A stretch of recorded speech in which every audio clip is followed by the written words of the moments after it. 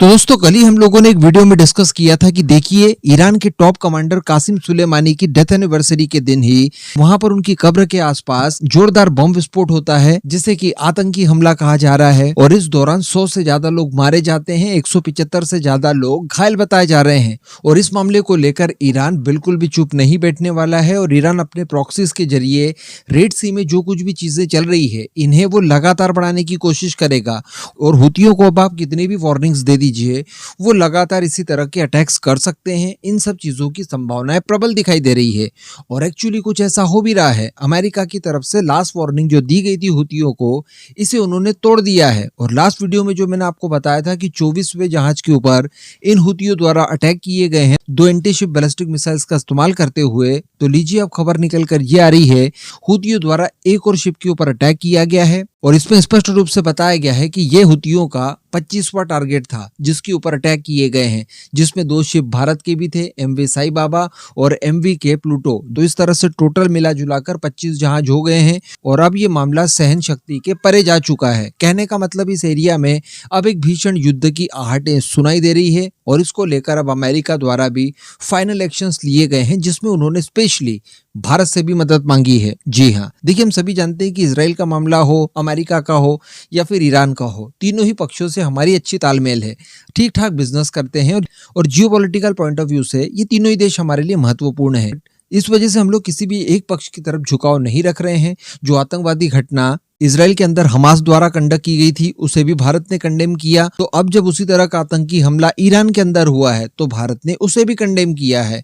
कहने का मतलब आतंकियों को लेकर किसी भी तरह का कोई टॉलरेंस भारत नहीं दिखा सकता। लेकिन इसका मतलब ये नहीं है कि हम किसी भी पक्ष में आ जाएं। इस वजह से भारत ने उस टास्क फोर्स का हिस्सा बनने से भी इनकार कर दिया जो कि अमेरिका के नेतृत्व में बनाई गई थी, जिसमें कुल 12 देश थे। और मैंने आपको लास्ट वीडियो में बता दिया था कि टास्क फोर्स नाम की ही 12 देशों की है, जो कुछ करना है वो तो अमेरिका ही करेगा। किसी ने 1 पर्सनल भेज दिया, किसी ने 2 पर्सनल्स भेज दिए, किसी ने 10 भेज दिए। इसके अतिरिक्त इस टास्क फोर्स में और कोई ज्यादा काम नहीं हो रहा है। इस वजह से भारत ने किया यह है कि इंडिविजुअली अपने जहाजों की सुरक्षा सुनिश्चित करने के लिए कई सारे डिस्ट्रॉयर्स अदन की खाड़ी और अरब सागर में इंटर करवा दिए हैं। कई सारी फास्ट पेट्रोलिंग बोट्स भी शामिल करवा दी है जो कि चप्पे चप्पे पर ध्यान रखकर हमारे जहाजों को सुरक्षित रखेगी।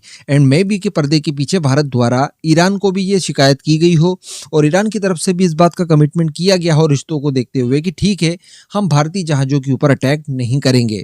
लेकिन दोस्तों अब ये 25वां अटैक कर दिया गया है। अमेरिका द्वारा जो लास्ट वार्निंग दी गई थी उसे भी इन लोगों ने नहीं माना, तो अब संभावनाएं बताई जा रही है कि किसी तरह का कोई भयंकर युद्ध इस एरिया में होगा और संभवतः हुतियों को यहाँ से खदेड़ने और हमेशा के लिए इस प्रॉब्लम से निजात पाने के लिए कोई बड़ा ऑपरेशन जरूर चलाया जाएगा, जिसमें जो अग्रणी सूची में रहेंगे उसमें अमेरिका है, ब्रिटेन है, उसके कई और सारे सहयोगी देश हैं, लेकिन वो फिर भी पीछे ही रहेंगे।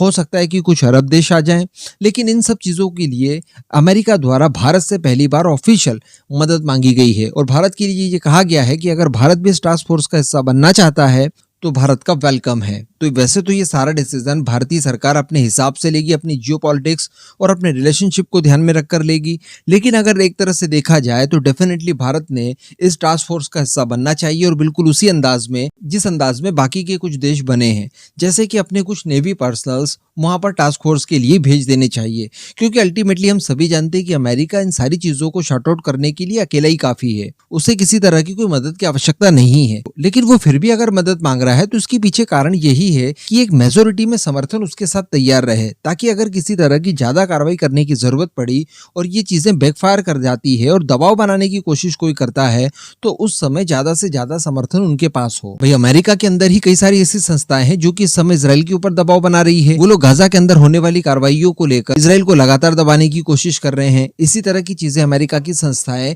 रशिया यूक्रेन वॉर को लेकर रशिया के ऊपर भी बनाने की कोशिश कर रही है। तो इसी तरह की संस्थाएं अमेरिका के ऊपर भी दबाव बनाने की कोशिश कर सकती है, अमेरिका भी उसी सूची में आ सकता है।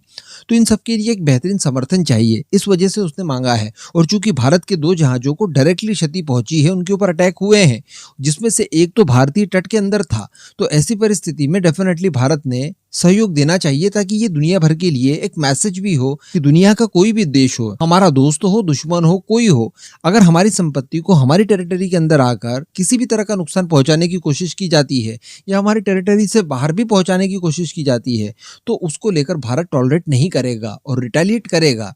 लेकिन खैर, भारत की कई सारी मजबूरियां हैं, इस वजह से सभी पक्षों को एक साथ देखना होता है। बाकी मैंने आपको सारी स्थिति सरल भाषा में कम शब्दों में बता ही दी है। मामला काफी ज्यादा गंभीर क्रिटिकल हो चुका है, कभी भी कुछ भी हो सकता है। आप चैनल को सब्सक्राइब करके रखिएगा, मैं आपको सारे अपडेट्स इसी तरह से देता रहूंगा।